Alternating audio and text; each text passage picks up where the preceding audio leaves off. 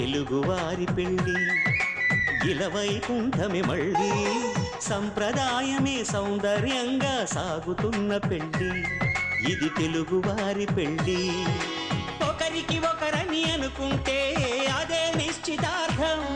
ఆ నిర్ణయానికి తలవల్చడమే పెళ్ళి అంతరార్థం